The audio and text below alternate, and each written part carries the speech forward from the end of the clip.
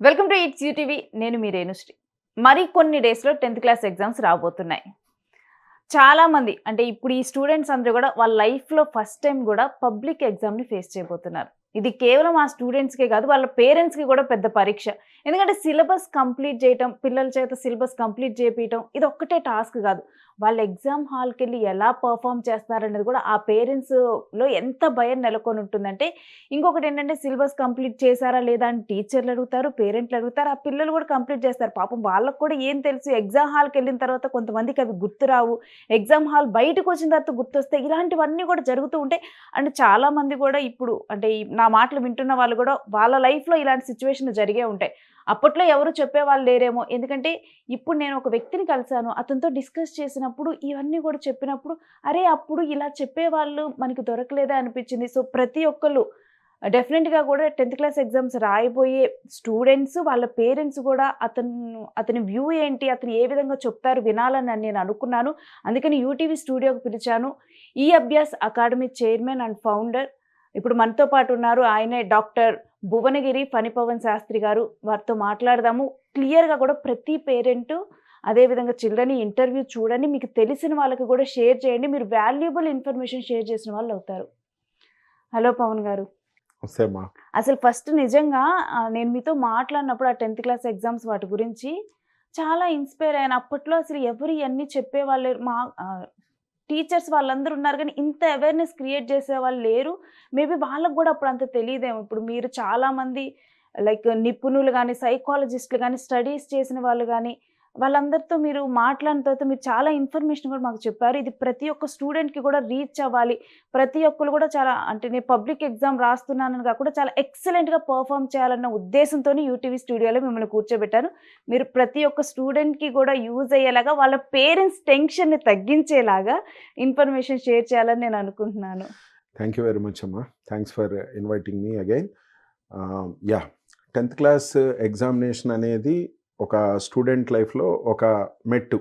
అంటే ఒక దగ్గర నుంచి ఇంకొక లేయర్‌కి వెళ్ళేది. హ్మ్. అండ్ ఈరోజు మనకి ఉన్నటువంటి మోడర్న్ ఎడ్యుకేషన్‌లో ఇంతకుముందు 7థ్ క్లాస్‌లో ఒక ఎగ్జామ్ ఉండేది. అవును. సో, అక్కడ కొంత ఫ్రెష్ అయ్యేవాళ్ళు. మళ్ళీ తర్వాత 10థ్ క్లాస్. ఈరోజు అవేమీ లేవు కాబట్టి 10థ్ క్లాసే ఫస్ట్ ఎగ్జామ్ కాబట్టి కొంత నెర్వస్ అనేటువంటిది పేరెంట్‌కి అలాగే విద్యార్థికి కూడా ఉంటుంది. హ్మ్. స్కూల్ మేనేజ్‌మెంట్ కూడా ప్రెస్టీజియస్‌గా తీసుకోవటం జరుగుతుంది. సో, ఇప్పుడేంటంటే నార్మల్‌గా ఇప్పుడు మనం చూసినప్పుడు గూడా అందరూ గూడా సిలబస్ కంప్లీట్ చేశారా? సిలబస్ కంప్లీట్ చేశారా? సిలబస్ కంప్లీట్ చేశారా?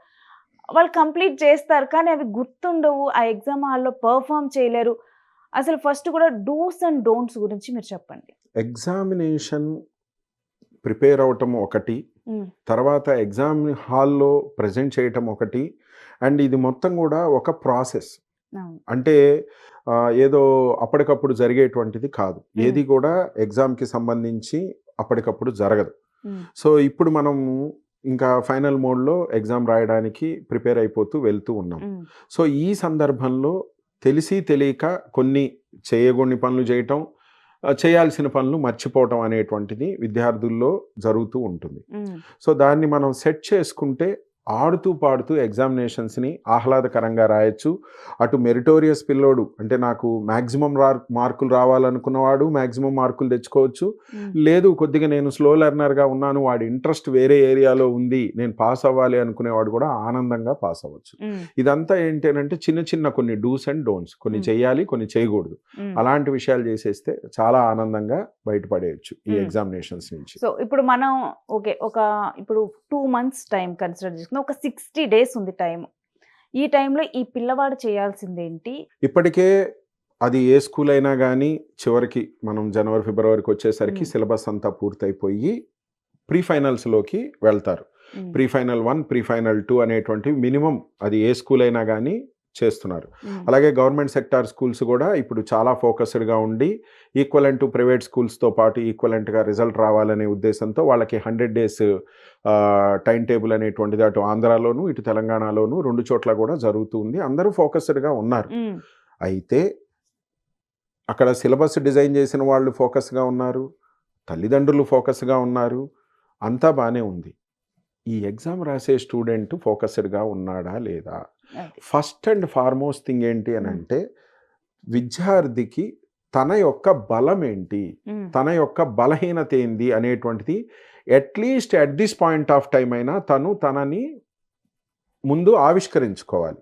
అంటే నేను పలానా సందర్భంలో పలానా చాప్టర్ వినలేదు, అది నాకు రాదు, అలాగే నేను పలానా టాపిక్ నాకు కష్టంగా ఉంది అనేటువంటి ఈ ప్యాచ్ వర్క్ అనేటువంటిది చేసుకోకుండా, అంటే ఆ సిలబస్కి సంబంధించినటువంటి డౌట్స్తో అదే విధంగా క్యారీ ఫార్వర్డ్ అయితే ఈ సందర్భంలో అక్కడ మార్కులు కోల్పోతారు, అక్కడ వాళ్ళు ఇబ్బంది పడతారు. సో అందుకని ఏంటి అని అంటే అటు ఎక్స్ట్రీమ్ మెరిటోరియస్ స్టూడెంట్ మ్యాక్సిమం మార్కులు రావాలనుకునే వాడైనా, మినిమం మార్క్ అంటే నేను ఈ గెటాన్ అవ్వాలనుకునే వాళ్ళైనా ముందు వాళ్ళ యొక్క స్ట్రెంగ్త్ ఏంది, వీక్నెస్ ఏంటి, అంటే ఏ చాప్టర్లో నేను స్ట్రాంగ్ ఉన్నాను, ఏ చాప్టర్లో వీక్ ఉన్నాను, ఏది ప్యాచ్ వర్క్ చేసుకోవాలనేది మనం ఇందాక అనుకున్నట్టు ఇంకొక 2 నెలలు ఉంది అని అనుకుంటే ఒక 10 రోజుల్లోపు టీచర్ని కన్సల్ట్ అయ్యి ఆ టాపిక్ వీళ్ళు ముందు చెప్పించుకోవాలి. So first and foremost know thyself, నిన్ను గురించి నువ్వు తెలుసుకో. సో నేను ఎక్కడ వీక్గా ఉన్నా, నేను తెలుగు పలానా లెసన్ ఇలా చెప్పించుకో. ఆ లెసన్ వినకుండా చాలా మంది పిల్లలు ఏం చేస్తారు, అమ్మో నేను అడిగితే ఏమవుతుందో, నేను అడగచ్చా అడగకూడదా, నాకు ఇది రాదనుకుంటారా అని దాన్ని అలాగే తీసుకుంటూ వెళ్ళిపోయి ఎగ్జామ్లో ఇబ్బంది పడతారు. సో ఇక్కడే దాన్ని మనం పూర్తి చేసేసుకోవాలి, సబ్జెక్ట్కి సంబంధించినటువంటి ఫస్ట్ విషయం. అలాగే రెండో విషయం ఏంటి, నీకు తెలుసు నీ చేతి రాత బాగుందా బాలేదా అనేది నీకు తెలుసు. నీకు మ్యాథ్స్లో పలానా టాపిక్స్ కష్టం అని నీకు తెలుసు, నీకు తెలుగులో పలానా మనం బయట నుంచి వచ్చో లేకపోతే లాంగ్వేజ్ ఇన్ఫ్లుయెన్స్ మూలంగానో తెలుగు కష్టమని. సో వాటిని గమనించి వాటి మీద ఎవరికి డోసేజ్ ఇవ్వాలి. మామూలుగా టైం టేబుల్లో ఏం చేస్తారు, మ్యాథ్స్కి 2 గంటలు, తర్వాత ఫిజిక్స్కి 2 గంటలు, తర్వాత లాంగ్వేజ్కి 1 గంట. ఈ బ్యాలెన్స్ చేసుకోవాల్సినటువంటి పని, అంటే దేనికి నేను ఎక్కువ డోస్ ఇవ్వాలి, ఎక్కువ తక్కువ ఇవ్వాలి అనేటువంటిది మళ్ళీ ఇక్కడ వీళ్ళు దానికి, అంటే కొన్ని సందర్భాల్లో ఏంటి, ఇతనికి బాగా మ్యాథ్స్ ఇంట్రెస్ట్ అయినా కానీ 2 గంటలు నేను అదే చదువుతూ కూర్చుంటానంటే ఆఫ్ నో యూస్. సో 1 గంట మిగుల్చుకొని ఈయనకి హిందీ ఇబ్బంది, దాని మీద ఫోకస్ చేయి. సో ఈ బ్యాలెన్స్ చేసుకోవటం అనేటువంటి డూస్ అనేటువంటిది ఏంటంటే ముందు ఫస్ట్ తన గురించి తాను, తన బలము తన బలహీనత ఫస్ట్ తెలుసుకోవాలి, తెలుసుకొని టీచర్ని అడగాలి. మీరు చెప్పింది అంటే చాలా కూడా అక్షరాల రైట్. అంటే ఆ ఏజ్లో తెలియదు వాళ్ళకి, చిన్న పిల్లలు ఇట్లా బ్యాలెన్స్ చేసుకోవాలన్న విషయం తెలియదు వాళ్ళకి. ఒక సబ్జెక్ట్ బాగా వస్తుంది కాబట్టి ఈజీగా ఉంది కాబట్టి ఇంకా అది చేసుకుంటూ ఇష్టపడుతూ ఇష్టమైన పనిని చేయడానికి ఇష్టపడుతూ ఉంటారు కాబట్టి ఆ ఒక్క సబ్జెక్ట్నే చేసుకుంటూ వెళ్తారు, వీక్ అయిన సబ్జెక్ట్ని పట్టించుకోరు. బట్ డెఫినెట్లీ మీరు అన్న పాయింట్ని కన్సిడర్ చేయాలి. మేడం ఇప్పుడు 10th క్లాస్ నేను పాస్ అవ్వాలి అని అంటే నాకు మ్యాథ్స్ బాగా వచ్చు, నేను రోజంతా మ్యాథ్సే చేస్తాను అని అంటే కుదరదు. మ్యాథ్స్ పాస్ అవ్వాలి, ఫిజికల్ సైన్స్ పాస్ అవ్వాలి, బయాలజికల్ సైన్స్ అవ్వాలి, తర్వాత తెలుగు, హిందీ, సోషల్ నీకు వచ్చినా రాకపోయినా, ఇష్టం ఉన్నా ఇష్టం లేకపోయినా కానీ మొత్తం అన్ని సబ్జెక్ట్స్ మీదకి టైము ఫోకస్ చేయాలి. చాలామంది పిల్లలు తప్పు చేసేది ఏంటంటే బాగా ఇష్టం ఉన్నటువంటి సబ్జెక్ట్ని ఎక్కువసేపు చదువుతూ ఈ యొక్క సబ్జెక్ట్ని పక్కకి పెట్టేస్తూ ఉంటారు. సో కనీసం ఇప్పుడన్నా వేకప్ కాల్ ఏంటి అని అంటే మనం ఆ పని చేయకుండా ఆ యొక్క సబ్జెక్ట్స్కి కూడా ఎడిక్వేట్ టైం అనేటువంటిది కేటాయించుకోవాలి. అండ్ డెఫినెట్లీ ఇప్పుడు ఈ 10th క్లాస్ స్టూడెంట్స్లో కూడా కొంతమంది మీద, అంటే అందరి మీద అని చెప్పాలేమో, ఒక కనిపించని ప్రెషర్ ఉంటుంది. 10th మంచి మార్క్స్ వస్తేనే రేపు ఇంటర్లో మంచి ప్లేస్కి వెళ్ళటం కానీ, లేకపోతే కొంతమందికి గవర్నమెంట్ వాటిలో ఫ్రీ ఎడ్యుకేషన్ రావటం కానీ ఇవన్నీ ఉంటాయి. వాటికి సంబంధించి కూడా పర్టికులర్గా ప్రిపేర్ అయ్యే వాళ్ళు కూడా ఉంటారు. నేను ఎక్కువ మార్క్సే తెచ్చుకోవాలి, పర్టికులర్ పాయింట్స్ తెచ్చుకోవాలని చెప్పి. వాళ్ళకి మీరు ఇచ్చే సలహా ఏంటి? ఫస్ట్ అండ్ ఫార్మోస్ట్ థింగ్ ఏంటి అని అంటే ఈ ప్రెషర్ అనేటువంటిది మూడు ఏరియాల నుంచి డెవలప్ అవుతుందండి. యాక్చువల్గా ఈ 3 ఏరియాల్లో ఫస్ట్ అండ్ ఏంటి అని అంటే పక్కన ఉన్నటువంటి పరిసరాలు కంపేర్ చేస్తూ ఉంటారు. అరే ఫణిపవన్ మీ నాన్నగారు మా అబ్బాయినే తీసుకున్నా, హే మీ నాన్నగారు అకాడమిషియను అని దీన్ని తీసుకెళ్ళి ఆ విద్యార్థి మీదకి బంధువులు కానీ లేకపోతే స్నేహితులు కానీ ఒక టార్గెట్ని, లేనిపోయినటువంటి టార్గెట్ని విద్యార్థి మీద రుద్దడం జరుగుతుంది. సో ఆ మూలంగా జనరేట్ అయ్యేటువంటి ప్రెషర్, అంటే బయట నుంచి వచ్చినటువంటి ఎన్విరాన్మెంట్ నుంచి వచ్చినటువంటి ప్రెషరు. రెండోది తల్లిదండ్రుల యొక్క కోరికలు. నాకు 340 మార్కులే వచ్చినాయి కానీ నా కొడుక్కి మాత్రం లేదా నా బిడ్డకి మాత్రం 590 మార్కులు రావాలి అని చెప్పి వీళ్ళు దీన్ని ప్రెస్టీజియస్గా తీసుకొని వీళ్ళు చేసేది. మూడో విషయం ఏంటి అని అంటే స్కూల్స్ వాళ్ళ యొక్క రెప్యుటేషన్ అనేటువంటి దానికోసం కొద్దిగా మంచిగా చదివేటువంటి విద్యార్థి మీద ఉంటుంది. డెఫినెట్. ఈ సందర్భంగా నేను ఈ మాధ్యమం ద్వారా చెప్పేది ఏంటి అని అంటే రబ్బర్ బ్యాండ్ టెక్నిక్ అండి. మామూలుగా మనకి విత్ ఇన్ ద ఎలాస్టిసిటీ లిమిట్లోనే దాన్ని స్ట్రెచ్ చేయాలి కానీ తెగేదాకా సాగపీకకూడదు. రబ్బర్ బ్యాండ్ని మనం ఒకదాకా లాగితే మళ్ళీ తిరిగి ఒరిజినల్ స్థితికి వస్తుంది. అలా కాకుండా మనం చాలా దూరం స్ట్రెచ్ చేసామనుకోండి అది బ్రేక్ అయిపోతుంది. విద్యార్థి మీద ప్రెషర్ అనేటువంటిది కూడా అలాగే ఉండాలి. అస్సలు ప్రెషర్ లేదనుకోండి ఇక అసలు పట్టించుకోడు. కొంత ప్రెషర్ అనేటువంటిది ఉండాలి, కొంత మోతాదులో ఉండాలి. ఒకవేళ బయట నుంచి వచ్చిన బంధువులు రేపొద్దున నీకు 10 out of 10 రావాలరా లేదా 590 రావాలరా అన్నప్పుడు పేరెంట్ చెప్పాల్సిందంటే ఓకే నాన్న పర్లేదు, నీ స్థాయి కొద్ది నువ్వు చెప్పు, నీకు ఎన్ని మార్కులు వచ్చినా వీఆర్ ఓకే విత్ దట్ అనేటువంటి మాట ఎవరు చెప్పాలి? తల్లిదండ్రులు చెప్పాలి.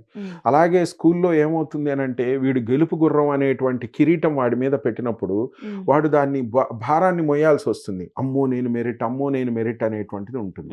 సో నువ్వు నీ ఫ్రీ ఫ్లోలో వెళ్ళు నాన్న అనేటువంటి మాట ఫస్ట్ తల్లిదండ్రులు చెప్పాలి. 2 స్కూల్లో మేనేజ్మెంట్ అనేటువంటిది చెప్పాలి. సో ఎంత మటుకు టెంపో తీసుకోవాలో అంత మటుకు ఓకే బేటా కమాన్ నువ్వు చేయగలవు, you just do as per your that అనేది. సో ఈ 3 ప్రెషర్స్ అనేటువంటివి ఉంటాయి. ఎక్స్ట్రీమ్ కండిషన్స్లో అంటే చాలామందికి 15-16 ఏళ్ల పిల్లల్లో వాళ్ళకి సెల్ఫ్ మోటివేషన్ వచ్చే పిల్లలు ఈరోజు పెరిగారు. ఈరోజు ఉన్నటువంటి మనం అటామిక్ ఏజ్లో ఎలక్ట్రానిక్ ఏజ్లో పిల్లలకి వాళ్ళకు నేను ఇది సాధించాలి అనేటువంటి క్లియర్ కట్గా నాకు ఇది కావాలి, నేను ఈ యూనివర్సిటీలో చదవాలి, నాకు ఇలాంటి ఉద్యోగం కావాలి, నాకు ఈ లైఫ్ స్టైల్ కావాలి అనేది మీరు చెప్తే ఆశ్చర్యపోతారు. 12 ఏళ్ల పిల్లలకి క్లారిటీ ఉంది, 6వ తరగతి పిల్లలకి క్లారిటీ ఉంది. సో వాళ్ళు ఇంటర్నల్గా ఫీల్ అయ్యేటువంటిది ఉంది కదా. ఇక్కడ కూడా ఈ 4వ ప్రెషర్ని మళ్ళీ పేరెంట్స్ ఏంటి అని అంటే ఓవర్ అంబిషియస్గా ఉండకుండా ఎంత మటుకో వాడి కాంక్షా స్థాయి అంటే వానికి ఆ స్థాయి ఉందా లేదా అనేటువంటిది తెలుసుకొని తుంచకూడదు మళ్ళీ. సో ఆ టెంపోని మెయింటైన్ చేయాలి. ఫైనల్గా ఏంటంటే రబ్బర్ బ్యాండ్కి ఎలా అయితే మనం కొంత దూరం దాకా లాగి వదిలేస్తే అది ఉంటుందో అంత టెంపోని మెయింటైన్ చేయాల్సిన బాధ్యత తల్లిదండ్రులు. అంటే పనిగా ఇప్పుడు మనం చూసుకుంటే పేరెంట్స్ చెప్పే విధానం కూడా ఇప్పుడు మీరు అన్నట్లే సరే ఒకరికి 75 మార్క్స్ కెపాసిటీ ఉండొచ్చు, వాళ్ళని పేరెంట్స్ ఏ విధంగా మోటివేట్ చేసి లేకపోతే అట్లీస్ట్ పాస్ అయితే చాలరా మా ఓడు అనుకునే పేరెంట్స్ కూడా ఉంటారు వాళ్ళకు ఉన్నటువంటి లెవెల్ని బట్టి. వాళ్ళు వాళ్ళ పిల్లల్ని బుక్స్ దగ్గర కూర్చోబెట్టడానికి కొంతమంది నువ్వు ఇలా చేస్తే పాస్ అవ్వరా అని ఇలా మాట్లాడుతుంటారు. ఎలా మోటివేట్ చేయాలి ఆ పిల్లల్ని? మనము never say negative words with the child అండి. అసలు చెప్పకూడదు ఎప్పుడు. అది అంటే మనకి ఏమవుతుంది అని అంటే నువ్వు వింతే నీకు ఇలాగే అని అంటే వాళ్ళకి అది ఒక కమాండ్ లాగా వెళ్ళిపోతుంది. సో ఆ కమాండ్ లాగా వెళ్ళటం మూలంగా ఏమవుతుందంటే నా స్థాయి ఇంతే అని వాళ్ళకి వాళ్ళు బ్యారియర్ విధించుకుంటారు. మనం సోషల్ మీడియాలో కూడా 1-2 సార్లు చూసి ఉంటాం. ఒక గుర్రాన్ని ఒక చిన్న కుర్చీకి కట్టేసి ఉంటాం, లేకపోతే ఒక ఏనుగుని ఒక చిన్న తాడుతో ఒక చిన్న దానికి కట్టేసి ఉంచడం. నిజంగా ఏనుగు ఎబిలిటీకి ఆ తాడు అనేటువంటిది ఇలా అనగానే బయటకు వచ్చేస్తుంది. సో ఇక్కడ విద్యార్థి యొక్క ఎబిలిటీ కూడా ఎక్కువ లేదా తక్కువ. సో ఈ తాడు అనేటువంటి కండిషనింగ్ అనేటువంటిది ఏం చేస్తుంది అని అంటే వాళ్ళని కదలకుండాను చేస్తుంది, రెండో సందర్భంలో ఏంటంటే తక్కువ చేస్తూ ఉంది. సో ఎలాంటి మాటలు మాట్లాడాలి అంటే నువ్వు చేయగలవు, నువ్వు బాగుంటావు అనే మళ్ళీ ఓవర్ ఇది చెప్పకూడదు. వాస్తవాన్ని మాట్లాడాలి. నాన్న నువ్వు చదవలేదు, ఇప్పుడు నా పిల్లలు ఉన్నారు మార్క్స్ తీసుకొని వస్తారు, నాకు 20 మార్కులే వచ్చాయనంటే నేను అరవను. ఎందుకు వచ్చాయి 20 మార్కులు అని అంటే నేను సరిగా ప్రిపేర్ అవ్వలేదు. సో మనం ప్రిపేర్ అవ్వకపోతే మార్క్స్ వస్తాయా? రావు. సో వాస్తవాన్ని విద్యార్థికి తెలియచెప్పాలి. అంతేగాని నువ్వు చదవగలవు నీ అంత వాడు లేడు అని చెప్పేసి ఏదో మనం మాట్లాడకూడదు, అలా అని కించపరచనకూడదు. సో నా లైన్ ఏంటి అని అంటే let them live in reality. So నువ్వు వర్క్ చేయలేదు అందుకని నీకు మార్కులు రావు. సో నో నీడ్, దీనికి నువ్వు బాధపడాల్సిన అవసరం లేదు. నెక్స్ట్ వర్క్ చేయి, మార్కులు వస్తాయి. సరే బాగా వర్క్ చేశారు మార్కులు రాలేదు, నెక్స్ట్ టైం ప్యాచ్ వర్క్ చేయి. అంతే తప్పితే క్రిటిసైజ్ చేసే విధంగా నువ్వు మాట్లాడకూడదు, బాగా బూస్ట్ చేసి నీ అంత ధీరోదాత్తుడు లేడనేటువంటి విధంగాను మాట్లాడకూడదు. ఈ 2 బర్డెన్స్ స్టూడెంట్ మీద ఉండకూడదు. అండ్ ఈ పబ్లిక్ ఎగ్జామ్స్కి వెళ్ళే క్రమంలో కూడా మనం చూసేది ఏంటంటే not only 10th class any exams కూడా వాళ్ళకు ఉన్నటువంటి టైం ఒక స్లీప్ అవర్స్ ఒక 6 అవర్స్ పెట్టుకుంటారు. రిమైనింగ్ మొత్తం కూడా మార్నింగ్ 4కి లేవటం, చదవటం, తర్వాత బ్రేక్ఫాస్ట్ ఒక 5 minutes తిండి కూడా సరిగ్గా తినరు. 5 మినిట్స్‌లో మళ్ళీ స్కూల్‌కి వెళ్ళిపోవటం, మళ్ళీ చదవటం, మళ్ళీ ఈవినింగ్ ట్యూషన్ చదవటం. ఇంకింతే ఉంటుంది. కనీసం ఆటలకి వాళ్ళు ఒక గంట ఆడుకుందాం అన్నా గాని చదువుకో అంటారు. మ్యామ్. అదే మ్యామ్. ఇక్కడ మనకి ఎగ్జామినేషన్‌కి ప్రిపేర్ అయ్యేటప్పుడు ఫిజికల్ హెల్త్, మెంటల్ హెల్త్ వీటన్నిటిని బ్యాలెన్స్ చేయాలి. హ్మ్. ఫిజికల్ హెల్త్ బ్యాలెన్స్ అయ్యేటువంటిది క్రమంలో ఏం జరుగుతుంది అనంటే ఫుడ్ తీసుకోరు. హ్మ్. పిల్లలు అమ్మో నేను చదివితే తింటే నిద్ర వస్తుందని చెప్పేసి న్యూట్రిషన్ ఫుడ్ తీసుకోరు. హ్మ్. అలాగే టైం అనేటువంటిది ఎక్కువ అవుతుంది. డీహైడ్రేట్ అవుతూ ఉంటారు. హ్మ్. సో ఇక్కడ డూస్ అండ్ డోంట్స్‌లో మనం ఎగ్జామినేషన్‌కి ప్రిపేర్ అయ్యే క్రమంలో ఏంటి అనంటే నువ్వు నీ నీ నీ ఇంజిన్ అంటే నీ బాడీ అనేటువంటిది నేను ఒక ఇంజిన్ అని అనుకుంటే దానికి కావాల్సినటువంటి ఫ్యూయల్ నువ్వు ఇవ్వాలి. హ్మ్. So first and foremost thing ఏంటంటే నాకు నిద్ర వస్తుందనే నెపంతోనో లేకపోతే ఇంకోటనే నెపంతోనో వాళ్ళు తినాల్సినంత ఫుడ్ న్యూట్రిషన్ ఫుడ్ తినకుండా న్యూట్రిషియస్. స్నాక్స్ మీద వాటి మీద డిపెండ్ అయిపోయి ఇదవుతుంది. దీనివల్ల ఏమవుతుంది వాళ్ళ యొక్క న్యూరాన్స్ అనేటువంటివి యాక్టివ్గా పనిచేయవు. హ్మ్. సో మనకి మామూలుగా ఈ డైటీషియన్స్ వీళ్ళందరూ చెప్తూ ఉంటారు కొంత ఆల్మండ్స్ తినాలి, తర్వాత అవి తినాలి ఇవి తినాలి అని చెప్పేసి అని ఉంటారు. రైట్, అది అవైలబుల్గా ఉన్న వాళ్ళు అవి ఆ మోతాదు తీసుకుంటూ కరెక్ట్ అయినటువంటి ఫుడ్ ఫస్ట్ పడాలి. ఇది ఫిజికల్ హెల్త్. హ్మ్. నెక్స్ట్ మెంటల్ హెల్త్ ఏంటి అని అంటే ఎస్ డూస్ అండ్ డోంట్స్లో ఇది ఇంకా లేచింది లేడికి ఇదే పరుగురా అన్నట్టు ఎంత ఎగ్జామినేషన్ ఉన్నా హ్మ్. అదే పందాలో వెళ్ళకూడదు. బ్రేక్స్ తీసుకోవాలి. హ్మ్. చాలా మంది పిల్లలు చేసేది ఏంటంటే నేను ఈ రోజంతా మ్యాథ్స్ చదివేస్తా, హ్మ్. నేను ఉదయం నుంచి రాత్రి దాకా చదువుతా. Never ever do that. హ్మ్. సో ఎప్పుడు కూడా ఎడిక్వేట్ బ్రేక్స్ తీసుకోవాలి. హ్మ్. ఒక 2 అవర్స్ ఒక సబ్జెక్ట్, మధ్యలో ఒక 5 నిమిషాలు నువ్వేం చదివావు, 1 అవర్ 45 మినిట్స్ అయిన తర్వాత నెక్స్ట్ 5 మినిట్స్ ఏంది అంటే ఈ 45 మినిట్స్లో నేనేం చదివాను అనేది ఒక రీకాల్ చేసుకొని మరి నెక్స్ట్ 5 మినిట్స్ ఏంటంటే బ్రేక్. హ్మ్. ఒకసారి అలా తిరిగేసిరా, ఒక సిప్ వాటర్ తీసుకో, మళ్ళీ తిరిగేసిరా. హ్మ్. 2 అవర్స్ తర్వాత కంపల్సరీ సబ్జెక్ట్ మారాల్సిందే. హ్మ్. 2 అవర్స్ కంటే ఎక్కువ ఒకే సబ్జెక్ట్ మీద కూర్చోకూడదు. హ్మ్. నేను రోజంతా ఇలా చదువుతాను ఇలాంటి పనులు చేయకూడదు. సో ఫిజికల్ హెల్త్ని బ్యాలెన్స్ చేయాలి, మెంటల్ హెల్త్ని బ్యాలెన్స్ చేయాలి. సో బ్రీతింగ్ ఎక్సర్సైజ్ తీసుకోవడం ఈరోజు అన్ని స్కూల్స్లో చెప్తున్నారండి. హ్మ్. అన్ని స్కూల్స్లో బ్రీతింగ్ ఎక్సర్సైజ్ తీసుకోండి, యోగా చేయండి, సూర్య నమస్కారాలు చేయండి, మెడిటేషన్ చేయండి, మీకు ఇష్టమైనటువంటి మీ రిలీజియస్ దేవుణ్ణి ప్రే చేయండి ఒక 5 నిమిషాలు అనేటువంటివి చెప్తున్నారు. హ్మ్. ఆ రిలాక్సింగ్ టెక్నిక్స్ పాటించాలి. అలాగే మిగతా ఈ physical and mental Yes. Health అనేటివన్నీ బ్యాలెన్స్ చేయాలి. యెస్. ఫరీ గారు ఫిజికల్ హెల్త్ అంటే నిజంగా కూడా చాలా మంది కూడా ఇప్పుడు మీరు చెప్పినా గానీ మేబీ కొంతమందికి అర్థం కాకపోవచ్చేమో. ఇది నేను నా 10th క్లాస్‌లో ఫేస్ చేసింది. ఒకసారి మీతో షేర్ చేసుకుంటాను. 10th క్లాస్‌లో మేమేంటంటే కొంచెం దగ్గరలో ఉన్న వాళ్ళందరూ ఆ టైంలో ఏంటంటే అక్కడ ఉన్న హాస్టల్స్‌లో వచ్చి స్టే చేయటం, చివరి ఎగ్జామ్స్ టైమ్ వచ్చేసరికి అవును. హాస్టల్‌లో జాయిన్ చేయమనేవాళ్ళు. అలా ఉండటం ఆ టైంలో అక్కడ ఫుడ్ తినక గానీ బయట స్నాక్స్ తినటము, ఆ టైంలో ఫిజికల్ హెల్త్ నాతో పాటు ఇంటి దగ్గర నుంచి వచ్చే స్టూడెంట్స్ ఉండేవాళ్ళు. నేను కూడా క్లెవర్ స్టూడెంట్స్‌తో పాటే ఉండేదాన్ని. కానీ ఎంత చదివినా గానీ ఆ మార్క్స్ కన్నా గానీ దాటేవి కాదు. ఏమవుతుందో అర్థం కాదు. గుర్తుండే కాదు. ఇప్పుడు లేటర్ నాకు ఒక ఏజ్ వచ్చిన తర్వాత అప్పుడు నేను న్యూట్రిషియస్ ఫుడ్ తీసుకోక నాకు కోల్డ్ ఇష్యూ ఉంటే దట్ వింటర్ టైమ్ ఉంటుంది. ప్రిపరేషన్ టైమ్ అవును. మొత్తం గూడా. అవును. కోల్డ్ ఇష్యూ మళ్ళీ వచ్చి నాకు గుర్తుండక మళ్ళీ వాళ్ళందరూ నిద్రపోయే టైంలో గూడా నేను సరిగ్గా రావట్లేదని చెప్పి మళ్ళీ ఆ టైంలో కూడా చదివేదాన్ని. అయినా గానీ నో యూజ్. తర్వాత నాకు ఒక సర్టెన్ ఏజ్ వచ్చిన తర్వాత నేను చేసిన తప్పు అది అని నాకు అప్పుడు అర్థమైంది. ఇప్పుడు పిల్లలు చేస్తున్న తప్పు కూడా అదేనండి. కంపారిజన్ చేసుకుంటున్నారు. చదవటం అనేటువంటిది ప్రాసెస్. ఇదేం జరుగుతున్నారు, పొద్దున్నే 4కి లేచి చదవాలి. బావుంది. నీకు ఇంట్లో పరిస్థితులు అవసరం అవుతాయా? రావా? అలాగే కొంతమంది పిల్లలు నైట్ ఔట్ చేస్తారు. హ్మ్. సో నైట్ ఔట్ చేస్తే మరి పొద్దున్నే స్కూల్‌కి ఎవరు రావాలి? అప్పుడంతా స్లీపీగా ఉంటారు. అవును. సో మీకు, మీ కుటుంబానికి, మీ యొక్క శరీరానికి అనుగుణమైనటువంటి ఒక పద్ధతి అనేటువంటిది ఉంటుంది. అది నాకొక పద్ధతి ఉంటుంది. హ్మ్. సో నేను నైట్ ఎక్కువసేపు చదవగలను. ఇంకో స్టూడెంట్ ఉంటాడు నైట్ ఎక్కువసేపు చదవలేడు. హ్మ్. సో నీ పద్ధతి ఏంటి? ఇంకో స్టూడెంట్ ఉంటాడు ఉదయాన్నే లేచేటువంటి అవకాశం ఉంటుంది. ఇంట్లోనూ ఉంటుంది, తనకి ఉంటుంది. హ్మ్. సో ఎవరి పద్ధతి వారిదండి. సో మీ పద్ధతిని చూసి నేను ఫాలో అయ్యాను అంటే ఇబ్బంది పడతాం. అవును. సో రెండోది ఏంది అంటే అస్సలు ఎట్టి పరిస్థితుల్లో నైట్ ఔట్ చేయకూడదు. హ్మ్. రాత్రిపూట 8 గంటలు అంటే 7-8 గంటలు కంపల్సరీ సౌండ్ స్లీప్ విద్యార్థి పడుకోవాల్సిందే. అలా పడుకోకపోతే ఎన్ని చదివినా అది మరుసటి రోజుకి వ్యానిష్ అయిపోతుంది. అండ్ ఇంకోటి ఫనీ గారు మార్నింగ్ చదివిందే బాగా గుర్తుంటుందని చెప్పి 3కి లేపి చదివించటం, 4కి లేపి చదివించటం. దాని గురించి మీరేమంటారు? అదేనమ్మా, యాజ్ మెన్షన్డ్ ఎర్లియర్, అది కరెక్టే.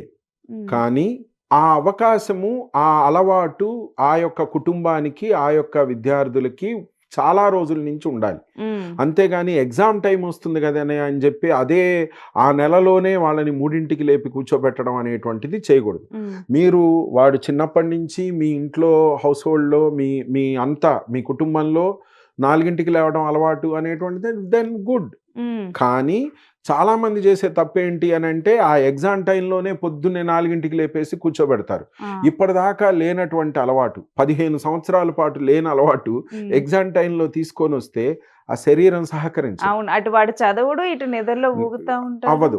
సో నువ్వు నీకు నీకు నీ లైఫ్ అంతా ఏదైతే ప్యాటర్న్ వస్తుందో అదే ప్యాటర్న్ని కంటిన్యూ చేయాలని అంట. ఉమ్, అంతేగాని ఎగ్జామ్ కోసం ఒక ప్యాటర్ను, తర్వాత ఎగ్జామ్ లేనప్పుడు ఒక ప్యాటర్న్ అనేటువంటిది కాదు. ఉమ్, ఒక్క గంట అటు ఇటుగా ఎక్కువ తక్కువలు అయితే పర్లేదు, కానీ అసలు పూర్తిగా నీ బయలాజికల్ క్లాక్ మొత్తాన్ని కూడా నువ్వు మార్చేస్తే అది తీసుకోదు. ఈ న్యూరాన్స్ అనేటువంటివి లోపల స్టోర్ అవ్వవు. ఉమ్, సో అందుకని ఏంటి అని అంటే ఒక బాడీ లాంగ్వేజ్ అనేది ఉంటుంది, ఒక కుటుంబానికి ఒక పద్ధతి అనేది ఉంటుంది, దాని ప్రకారం వెళ్ళాలి. ఉమ్, ఎగ్జామ్ కోసం ఏది కొత్తగా చేయకూడదు, ఉమ్. ప్రయోగాలు చేయకూడదు.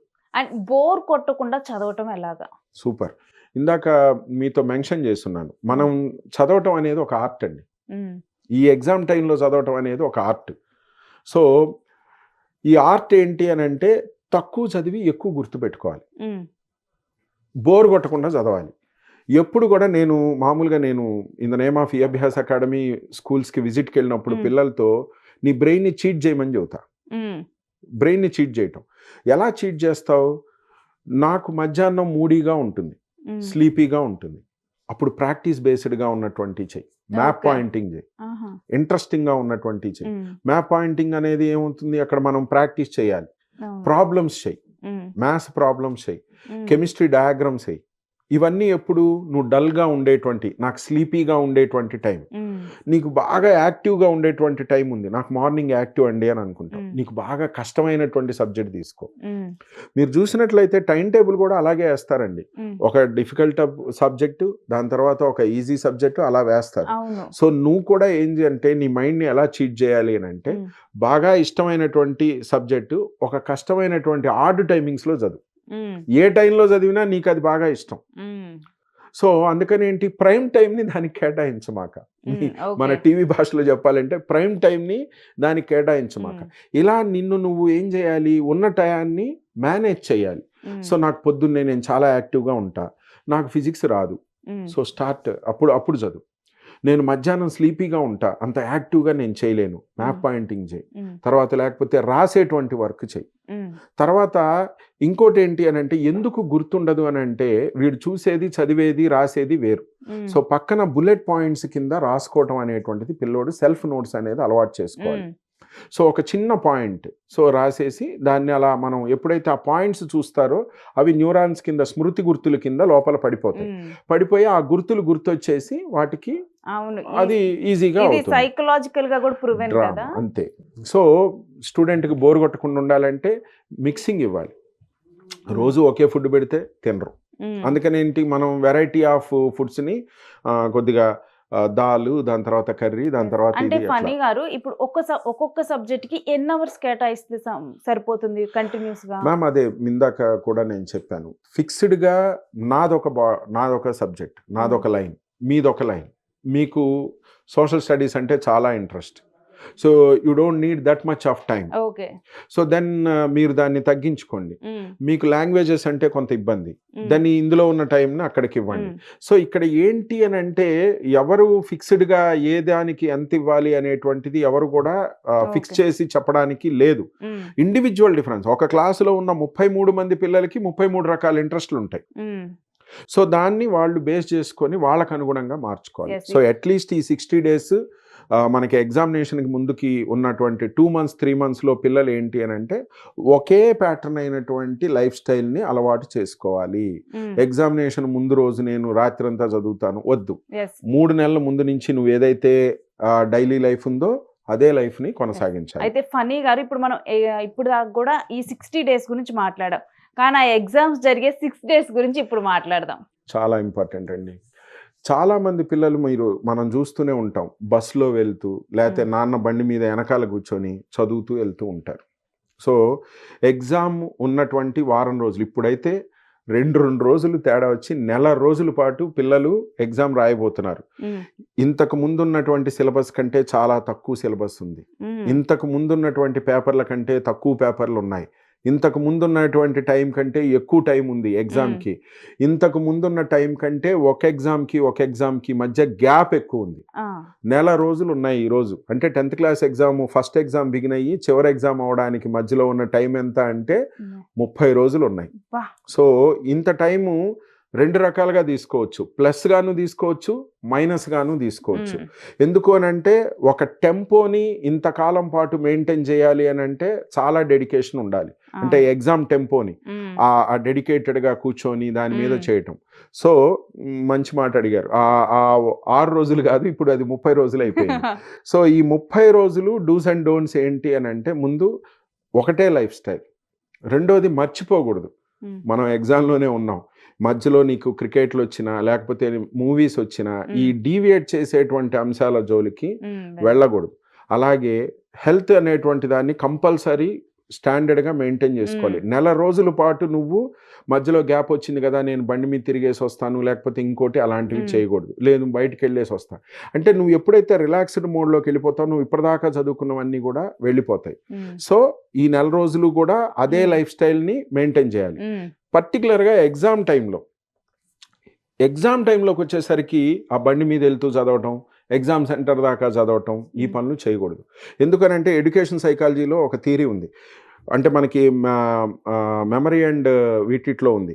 ఏం జరుగుతుంది, నువ్వు ఏదైతే ఇప్పుడు చదివావో అది మాత్రమే గుర్తుండి ప్రీవియస్ అంతా కూడా వ్యానిష్ అయిపోతుంది.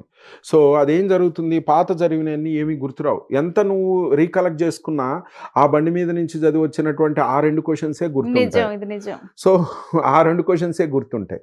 అందుకని my humble request to all students ఏంటి అని అంటే, నువ్వు ఇంట్లో నుంచి బయలుదేరేటప్పుడు so never carry any books with you. హాయిగా ప్రశాంతంగా ఎగ్జామ్ సెంటర్కి వెళ్ళు. వీలైనంత మటుకు 10 నిమిషాలు 20 నిమిషాల ముందెళ్ళు. ఎగ్జామ్ సెంటర్లో రిలాక్స్డ్గా కూర్చో. ఆ పరిసరాలన్నిటికీ కూడా నిన్ను నువ్వు అలవాటు చేసుకో.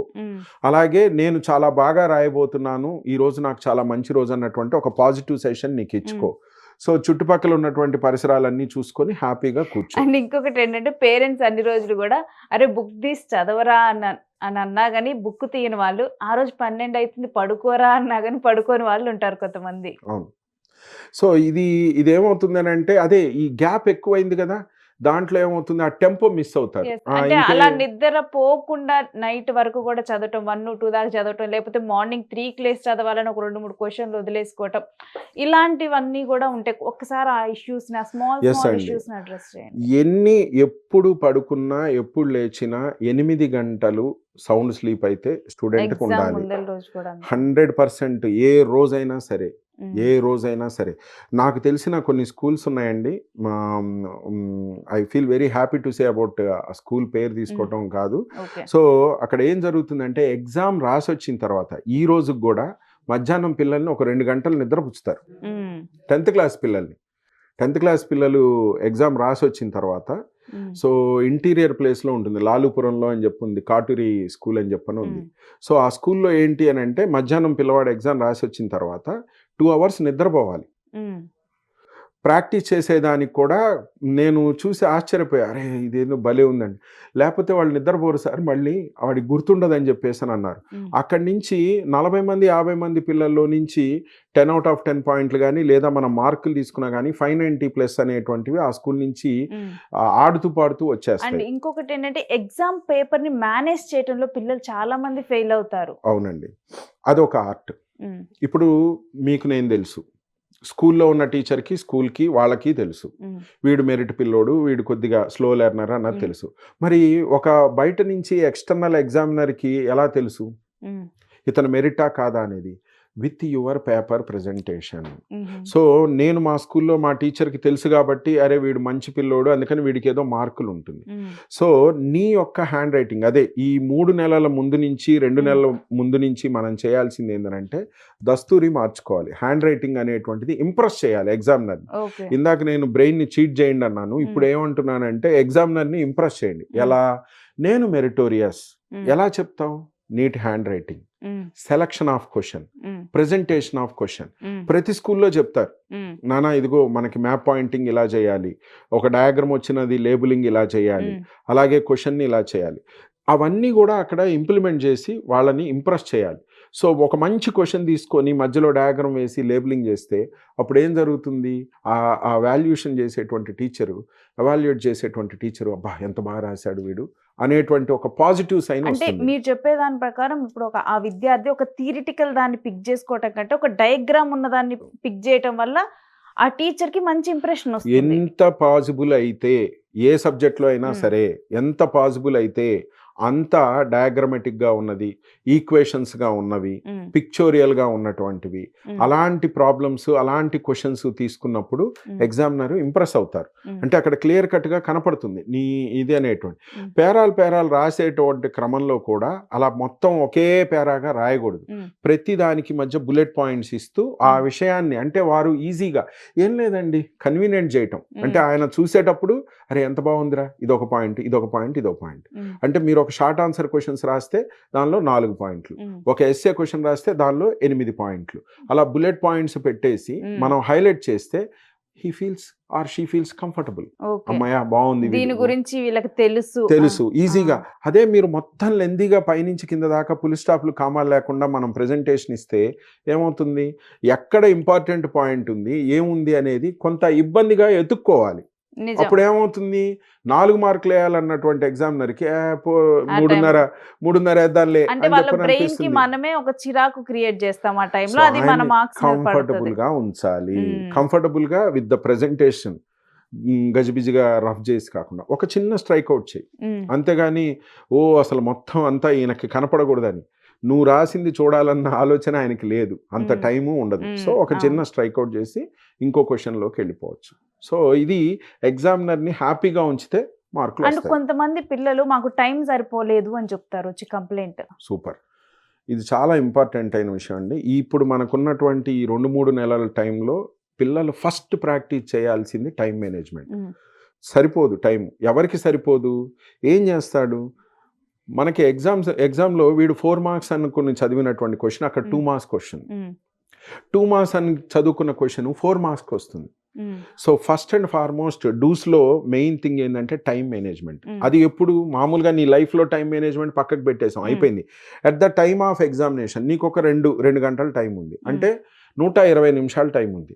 ఈ ఉన్నటువంటి ఈ 15 క్వశ్చన్స్కి ఒక్కొక్క క్వశ్చన్కి నేను ఎంత టైం అలాట్ చేయాలి అనేది ఫస్ట్ ప్రీఫైనల్లోనే వాళ్ళు ఒక క్లారిటీలోకి రావాలి. 4 మార్క్స్ క్వశ్చన్ నాకు ఎంత టైం తీసుకుంటుంది, ఆ క్వశ్చన్ పేపర్ పక్కన రాసుకో, 5 minutes తీసుకుంటుంది. మొత్తం కౌంట్ చేస్తే నీకు ఫస్ట్ 5 నిమిషాలు నీది కాదు, చివరి 5 నిమిషాలు నీది కాదు. అంటే 120 నిమిషాలు ఎగ్జాంపుల్గా మనం అనుకుంటే 10 నిమిషాలు పోతే 110 నిమిషాలే నీకు ప్రజెంటేషన్కి ఉన్న టైం. ఈ 110 నిమిషాలు ఈ కౌంట్కి సరిపోతుందా అనేది ప్రీ ఫైనల్లో వాళ్ళు చెక్ చేసుకోవాలి. ప్రతి స్టూడెంట్ కూడా తప్పనిసరిగా వాచి పెట్టుకొని ఎగ్జామ్కి వెళ్ళాలి. ఆ ప్రశ్నకి ఎదురుగా అంటే ఒక ప్రశ్న వచ్చింది, ఆ ప్రశ్నకి ఎదురుగా నాకు ఇంత టైం పట్టింది అనేది ప్రీ ఫైనల్లో రాసుకుంటే, అమ్మో నేను 2 మార్క్స్ క్వశ్చన్కి 5 నిమిషాలు ఇచ్చాను, ఇవ్వకూడదు, నేను 1 మార్క్ క్వశ్చన్కి 5 నిమిషాలు ఇచ్చాను, ఇవ్వకూడదు అనేటువంటి క్యాల్కులేషన్ వస్తే వాళ్ళు ఎగ్జామ్ అయిపోయిన తర్వాత ఫైనల్ ఎగ్జామ్లో నాకు టైం సరిపోదు అందు. Poor calculation, poor preparation, poor time management మూలంగా ఆల్ ఆఫ్ ఏ సడన్ అక్కడికి వెళ్ళేసి ఫస్ట్లో ఏదో బాగా ఇంప్రెస్ చేయాలని చెప్పి ఒక ఎస్ఏ క్వశ్చన్ని 1 గంట సేపు రాసి ఆ తర్వాత తేరుకునే సమయానికి అరే ఇంకా గంటే మిగిలిందని మిగిలినవన్నీ కూడా అంటే ఎగ్జామ్ హాల్లో విట్నెస్ చేసేది ఏంటంటే మేబీ లైఫ్ టైంలో నేను చేసింది ఏంటంటే ఫస్ట్లో ఆనిముత్యాల్లాగా హ్యాండ్ రైటింగ్ ఉంటుంది, లాస్ట్కి వచ్చేసరికి కోడి గెలుకుల్లాగా గెలికేస్తారు. ఇది నేను నా బిఎడ్లో మాకు ఫిలాసఫీ బిఎడ్ ఎగ్జామినేషన్లో 5 క్వశ్చన్సే ఉంటాయి. ఈచ్ క్వశ్చన్ 20 మార్క్స్, మొత్తం కలిపి 100 మార్కులు. అయిపోయిందా? ఫస్ట్ క్వెషన్ లిటరల్‌గా ఉన్న 3 గంటల టైంలో ఫస్ట్ క్వెషన్ గంటన్నర రాశాను. Oh my God. మిగతా 4 క్వెషన్స్‌కి గంటన్నరే మిగిలింది. పాస్ అవుతామా? అవ్వమా? అన్నటువంటి ఒక కన్‌ఫ్యూజన్ అనేది, భయం అనేటువంటిది ఏర్పడింది. సో, టైమ్ మేనేజ్‌మెంట్ చేయకపోతే మాత్రం చాలా మెరిటోరియస్ పిల్లలు కూడా ఇబ్బంది పడతారు. ఏంటంటే ఆ రాస్తూ వాళ్ళు ఒక ట్రాన్స్‌లోకి వెళ్ళిపోతారు. అవును. నేను ఇంకా బాగా రాయాలి, దీనికి నేను డెకరేట్ చేయాలి. కొంతమంది పిల్లలు చాలా రకాలైన పెన్సిల్స్ యూజ్ చేస్తారు ఇంప్రెస్ చేయడానికి. అంత ఎక్కువ పెన్సిల్స్, అంత ఎక్కువ స్కెచెస్ కూడా యూజ్ చేయకూడదు. ఒక బ్లూ ఆర్ బ్లాక్, మీరు బ్లూతో రాస్తూ ఉంటే బ్లాక్తో అండర్లైన్ చేయండి చాలు, మోర్ దాన్ ఎనఫ్. అంతేగాని రెడ్, బ్లూ, గ్రీన్ మొత్తం అన్ని సప్తవర్ణాలన్నీ అక్కడ నింపాల్సిన అవసరం అండ్ ఇంకొకటి లేదు. ఏంటంటే ఎగ్జామ్ హాల్ నుంచి వచ్చినంత పిల్లలు డిస్కస్ చేసుకునేటప్పుడు అరే ఆ క్వశ్చన్ వచ్చిందని నేను చూడలేదే అంటారు. చివరికి చూస్తే ఆ క్వశ్చన్ కూడా ఆన్సర్ రాసుంటాడు, అవును, వేరే ఆన్సర్ రాసుంటాడు. ఇది కూడా మంచి క్వశ్చనేనండి. యాక్చువల్గా ఎందుకు చేస్తారు పిల్లలు అని అంటే, క్వశ్చన్ పేపర్ చదవకపోవటం. ఈరోజు కొద్దిగా పిల్లలు ఏంటంటే, ఇందాకన్నా నేను ఫస్ట్ 5 నిమిషాలు నీది కాదు, చివరి 5 నిమిషాలు నీది కాదన్నా. ఈ ఫస్ట్ 5 నిమిషాలు నీది కాదన్నప్పుడు ఏం చేయాలి అని అంటే, క్వశ్చన్ పేపర్ని మినిమం 2 టైమ్స్ పైనుంచి కింద దాకా 2 సార్లు చదవాలి. మీరు ఇందాక అన్నటువంటి సమస్య ఎప్పుడు వస్తుంది అని అంటే, అప్పటికప్పుడు క్వశ్చన్ చదివి అప్పటికప్పుడు ఆన్సర్ రాస్తాడు. సో కొన్ని క్వశ్చన్స్ పర్టికులర్గా కావాలని ఎగ్జామినర్ ఎలా ఇస్తారంటే, వీళ్ళని బురిడి కొట్టించే విధంగానే ఇస్తారు. అంటే ఏమి ఇచ్చారు? Classify, differentiate, what are the differences, prove that. ఇది చదవడు. అక్కడ ఇచ్చింది ఒకటి, వీళ్ళ ప్రజెంటేషన్ ఒకటి. ఎందుకు జరుగుతుంది? ఆ క్వశ్చన్ని పైన చదివేసి ఫోర్స్ క్వశ్చన్ వచ్చేసింది అనగానే ఏదో వానికి తెలిసిన ఫోర్స్ క్వశ్చన్ రాయండి, అది తప్పు. అందుకని ఏంటి అని అంటే, స్టూడెంట్ 2 సార్లు పేపర్ని పైనుంచి కింద దాకా అన్ని క్వశ్చన్స్ ఒక న్యూస్ పేపర్లో చదివినట్టు చదివి వదిలేస్తే, తాను చదివిన అన్ని సబ్జెక్టులో నుంచి మ్యాథ్స్ చదివాడు, ఫిజిక్స్ చదివాడు, కెమిస్ట్రీ చదివాడు, బయాలజీ చదివాడు, ఇంకా చాలా ఇన్ఫర్మేషన్ ఉంది. వాటన్నిటిలోకి ఆ రోజు ఎగ్జామినేషను సోషల్ అనుకోండి, సోషల్కి సంబంధించిన క్వశ్చన్సే బయటకు వస్తాయి. సో అప్రాపరియేట్గా మన మైండ్ అనేటువంటిది ఒక కంప్యూటర్లా పనిచేస్తుంది. సో ఈ 2 సార్లు అడగడం ద్వారా ఏంటి, నువ్వు సెర్చ్ బటన్ నొక్కావు. సో నాకు అమాంగ్ ఈ అన్ని సబ్జెక్టులో నుంచి ఇది మాత్రమే తీసుకురా అన్నటువంటి సెర్చ్ బటన్ నొక్కితే అవి తీసుకొని వచ్చి వాళ్ళకి ప్రజెంటేషన్ ఇవ్వడం జరుగుతుంది. సో 2 సార్లు పేపర్ చదవాలి. చదివిన తర్వాత యాజ్ పర్ టైం చూసుకుంటూ ప్రజెంటేషన్ ఇవ్వాలి. Never discuss the previous paper. ఇందాక మీరు అన్నారు, అరే ఇది రాయలేదా, అది వచ్చింది నాకు తెలియదా అనేటువంటిది వద్దు. Gone is gone.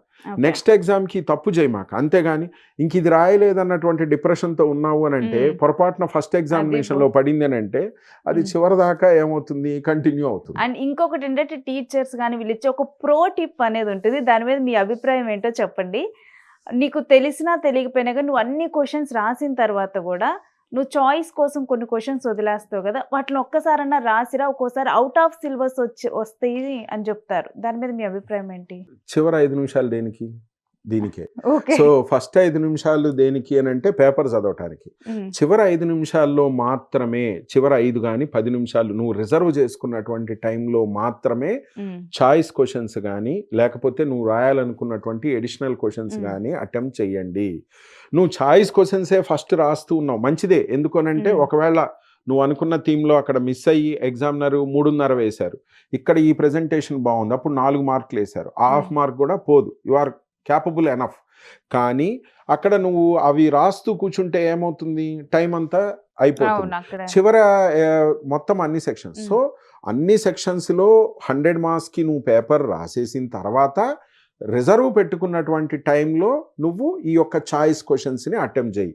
అలా కాకుండా మొదట్లోనే ఫస్ట్ సెక్షన్ క్వశ్చన్లు ఇక్కడ రాయాలి అనే ఉద్దేశంతో అక్కడే రాస్తూ ఉన్నావు అనుకోండి, చివరిలో నీకు టైం మిగలకపోతే మొదటికే మోసం వస్తుంది.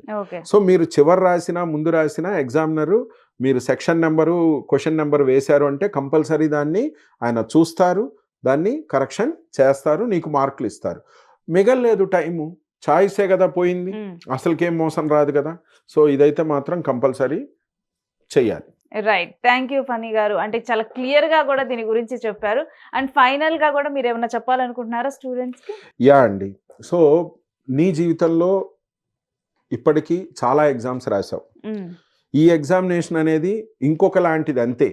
ఇదేమీ ఏదో నిన్ను ఇబ్బంది పెట్టాలనే ఉద్దేశంతో కాదు. కాకపోతే సో నువ్వు ఎప్పుడు అదే స్కూల్‌లో రాసావు. ఈరోజు డిఫరెంట్ ఎగ్జామినేషన్ అంతే. సెంటర్‌కి సో వెళ్తున్నావు. నువ్వు ఒక స్కూల్ నుంచి బయట రాస్తూ ఉన్నావు. ఆ ఎగ్జామినేషన్స్ కూడా ఈ రోజున్న పిల్లలు చాలా కాంపిటేటివ్ ఎగ్జామ్స్ బయటికెళ్ళి రాస్తున్నారు. ఆ కాన్ఫిడెన్స్ చాలా మంది పిల్లలకు ఉంది. కొంతమంది పిల్లలకి ఆ కాన్ఫిడెన్స్ అనేటువంటిది తక్కువ ఉంటుంది. హ్మ్. సో దీన్ని ఒక ఇబ్బందికరంగా చూడకు. ఇదే పరమావధి కాదు. హ్మ్. దీని తర్వాత కూడా ఇంకా మనకి చాలా వస్తాయి. హ్మ్. నువ్వు స్కూల్లో ఎలాంటి ఎగ్జామ్స్ అయితే రాస్తున్నావో ఇది కూడా అలాగే. హ్మ్. నిన్ను ఫెయిల్ చేయాలనే ఉద్దేశం ఏ ఎగ్జామినర్‌కి లేదు. హ్మ్. నిన్ను పాస్ చేయాలన్నదే ఉంది. సో నీ ఎబిలిటీస్ కొద్దీ నువ్వు ప్రిపేర్ అయ్యి, నీ హెల్త్‌ని బాగు చేసుకుంటూ, నీ యొక్క లోపాలని సరిదిద్దుకుంటూ, ఆ యొక్క జర్నీని కంటిన్యూ చేస్తే, వాడెవడో నిద్ర లేచాడని నువ్వు నిద్ర లేవడం, లేతే వాడెవడో ఇబ్బంది పడ్డాడని నువ్వొద్దు. నీకు అనుగుణంగా నువ్వు తీసుకొనెళ్ళి చెయ్యి. ఒకవేళ ఇందులో తక్కువ మార్కులొచ్చాయి నువ్వు అనుకున్నది. నెక్స్ట్ హ్మ్. ఇంటర్మీడియేట్ ఉంది. లైఫ్ ఇక్కడితోనే అవ్వదు. హ్మ్. 10th క్లాస్ మార్కులతోనే అవ్వట్లేదు. దాని తర్వాత ఇంకా చాలా చాలా చాలా ఉన్నాయి. అక్కడికి నిన్ను మెరుగుపరుచుకో. ఓకే. అంతే తప్పితే దీన్ని ఏదో జీవన మరణ సమస్యగా చూడాల్సిన అవసరం లేదు. హ్మ్. సో మళ్ళీ అక్కడికే వస్తాను. సో రబ్బర్ బ్యాండ్ లాగా కొంత ఎలాస్టిసిటీ ఉండాలి గానీ, తెగే అంత ఎలాస్టిసిటీ తెగేదాకా మనం అవసరం లేదు. ఓకే. సో ఆనందంగా రాయొచ్చు. రైట్ ఫనీ గారు. సో ఫనీ గారు చెప్పిందంతా కూడా నేను కొన్ని లైన్స్‌లో మీకు కంక్లూడ్ చేస్తాను. అంటే ఫస్ట్ టైమ్ కూడా పబ్లిక్ ఎగ్జామ్స్ రాయబోతున్నారు కాబట్టి డెఫినిట్‌గా ఈ స్టూడెంట్స్ అందరిలో కూడా ఫియర్ ఉంటుంది. కాకపోతే ఫస్ట్ డెఫినిట్‌గా కూడా ఫిజికల్ హెల్త్‌ని చాలా జాగ్రత్తగా చూసుకోవాలి. దాని ద్వారా న్యూట్రిషియస్ ఫుడ్ తినటం ద్వారా ఎప్పటికప్పుడు కాన్షియస్‌గా ఉంటారు. బ్రెయిన్ యాక్టివ్‌గా ఉండటం వల్ల మీరు చదివిందంతా కూడా గుర్తుండి మీరు ప్రెజెంట్ చేయగలుగుతారు. దాంతో పాటు ఎగ్జామ్ హాల్‌లో టైమ్ మేనేజ్మెంట్ 2 మార్క్స్ క్వెషన్స్‌కి ఎంత అవసరమైతే అంతే ఆన్సర్ రాయాలి. 10 మార్క్స్‌కి ఎంత అవసరమైతే అంతే రాయాలి గానీ, నాకొచ్చింది గదా అని చెప్పి ఎక్కువ 3, 4 పేజెస్ కూడా అవసరం లేని పేజెస్ రాసుకుంటూ టైమ్ వేస్ట్ చేసుకోవద్దు. సో అందరికీ కూడా 10th క్లాస్ ఎగ్జామ్స్ రాయబోయే వాళ్ళందరికీ all the best even UTV తరపున.